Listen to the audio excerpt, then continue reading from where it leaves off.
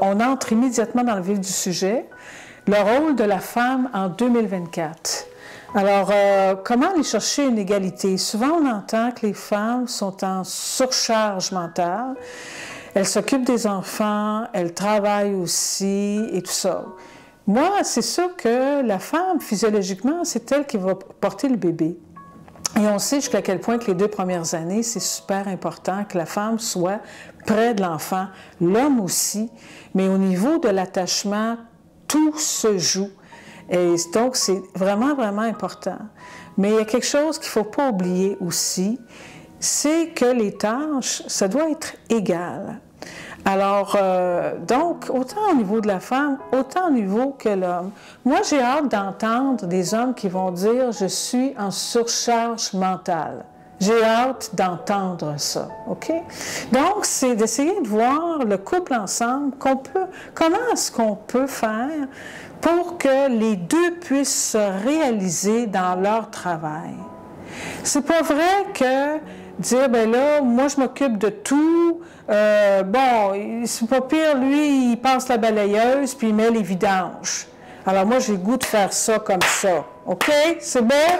Non, regarde. On peut-tu se responsabiliser les deux? Alors moi, quand on entend la femme au foyer, là, tout de suite, on arrête ça, là. Il y a 2 personnes qui sont au foyer. La femme et l'homme, peu importe le couple, homosexuel, lesbien, peu importe. Souvent même, ce qu'on va dire quand on va rencontrer un couple lesbien, on va dire c'est qui fait l'homme, c'est qui fait la femme. On est très, très fort dans le stéréotype, OK? Donc, j'aimerais ça qu'aujourd'hui, là, qu'on se dise, regarde, on brise ça. Si la femme a une charge mentale, bien l'homme aussi va en avoir une égale à ça. Et souvent, on entend encore des femmes qui vont dire, bien, je n'ai pas à m'occuper financièrement, je m'occupe déjà des enfants. Moi, je crois profondément que l'autonomie, ça passe par une autonomie financière, OK? Sinon, qu'est-ce qui se passe? Peu importe la culture, il se passe qu'il y a comme une espèce de relation de pouvoir qui n'est pas nécessairement dite, mais que les femmes, vous allez le ressentir à un moment donné, de dire « Hey, c'est moi qui rapporte, c'est moi qui est pourvoyeur, c'est moi qui apporte l'argent. Toi, tu travailles en temps partiel, tu t'occupes des enfants. OK, garde. » Non, la femme, là, c'est pas juste une femme, là, qui est au foyer, puis après ça, il y a une femme qui est à côté pour satisfaire les désirs charnels de l'homme, ou la femme qu'on appelle la Vierge Marie, la femme parfaite. Non. Nous sommes des femmes authentiques. Nous voulons nous réaliser. Puis il n'y a pas personne qui va me dire « je trippe quand je change des couches, puis que j'ai des lunchs à faire pour les enfants, puis que là, il faut que je vois les rendez-vous pour les enfants. » Est-ce que c'est là que les femmes se réalisent? Pourquoi que les hommes ne peuvent pas embarquer dans ça? Pourquoi le partage des tâches ne se ferait pas? Et ça ne se passe pas juste le 8 mars. Ça se passe à tous les jours. Je m'adresse aux jeunes femmes qui ont peur de dire « je suis féministe ». Féministe, c'est comme si j'en avais honte. Il ne faut pas oublier que les femmes qui ont des droits aujourd'hui, c'est parce qu'il y a des centaines, des milliers de femmes qui se sont levées avec une conviction profonde que l'égalité, c'est important, c'est essentiel entre l'homme et la femme. Il y en a qui vont me dire comment ça peut se faire concrètement. Ça se fait concrètement. Les congés parentaux, c'est de regarder qu'est-ce qui est possible, qu'est-ce qu'on peut faire par rapport aux femmes, par rapport aux hommes.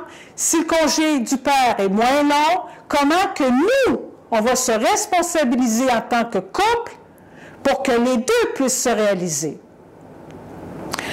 Un homme qui est avec une femme, qui s'occupe tout le temps des enfants, qui n'a pas de vie amoureuse entre les deux, va avoir le goût d'aller voir ailleurs. La même chose. La femme qui voit toujours l'autre qui est à l'extérieur, qui n'a pas le temps pour elle, elle va aller voir ailleurs aussi. Parce qu'une relation de couple, c'est pas juste les enfants. On entend souvent des hommes qui vont présenter leur conjointe en disant « c'est la mère de mes enfants ». Mais désolé, au niveau de la reconnaissance, on va repasser. Au lieu de dire, j'aimerais vous présenter la personne qui m'accompagne, qui s'appelle Marie, qui s'appelle Jeanne, qui s'appelle Claire. Alors, fini de définir une femme au rôle de mère. Ce n'est pas simplement une mère, c'est une femme. Et il y a des femmes qui ont 35 ans, 36 ans, 37 ans, qui ont de la trentaine et plus et qui n'osent pas avoir des enfants. Pourquoi? Parce qu'elles ont peur de ne plus être reconnues en tant que femmes. Elles ont peur d'être reconnues seulement en tant que femmes au foyer. Et ça n'a aucun sens.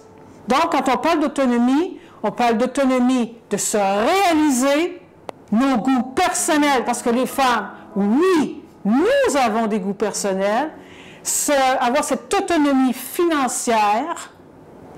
Je ne te dois rien et tu ne me dois rien.